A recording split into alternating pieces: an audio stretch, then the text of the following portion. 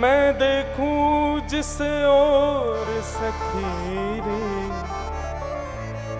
सामने मेरे सांवरिया,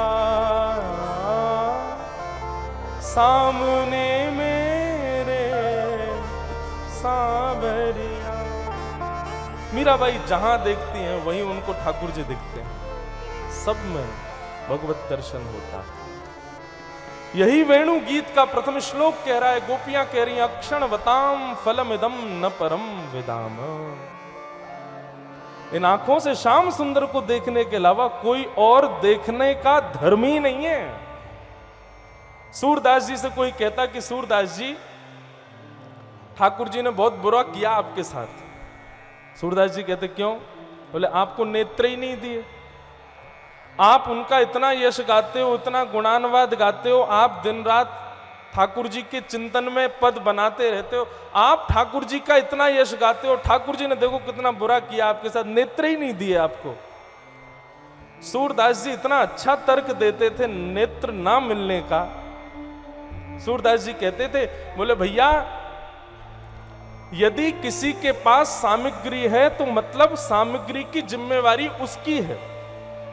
बहुत ध्यान से सुनिएगा। सूरदास जी कहते हैं आप लोगों को ठाकुर जी ने नेत्र दिए हैं तो इसका मतलब यह है कि भैया सामने गड्ढा आ जाए तो खुद संभल करके चलना, सामने यदि ऊंचा रास्ता आ जाए तो खुद लांघ करके चलना। पर मेरे तो ठाकुर जी ने नेत्र ले लिए, मतलब मुझसे ठाकुर जी कहते हैं दुनिया के लोग तो खुद संभल के चलेंगे, लेकिन सूरदास तेरी उंगली पकड़ के तो मैं चलूंगा, तो नेत्रन की आवश्यकता ही नहीं है, तो नेत्रन की कहा जरूरत।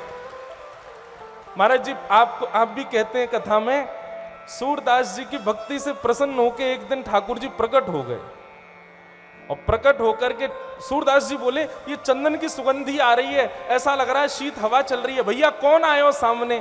ठाकुर जी बोले वही आयो जाए तुम बुला रहे।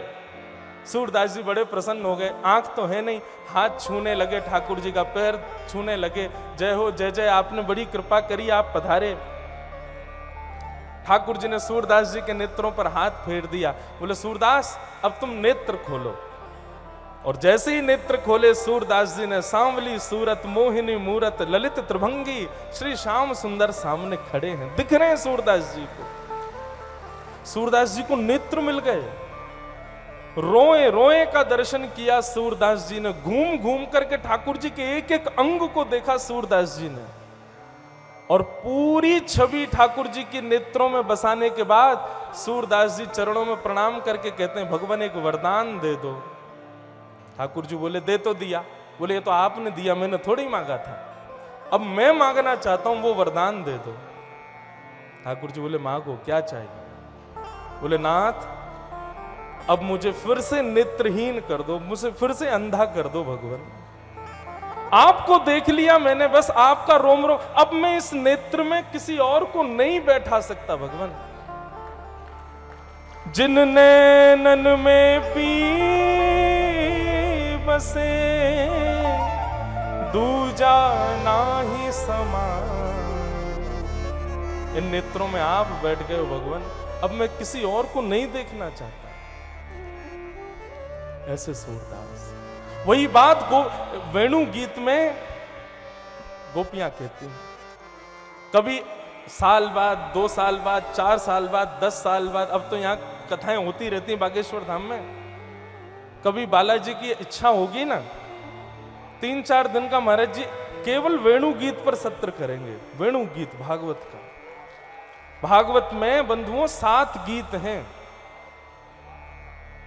इन 7 गीतों में गोपी गीत बहुत प्रसिद्ध है, सबको याद है, सब जगह गाते हैं, पर यदि आपने वेणु गीत नहीं समझा तो गोपी गीत के मर्म को आप जान नहीं पाओगे, इतना सुंदर है वेणु गीत।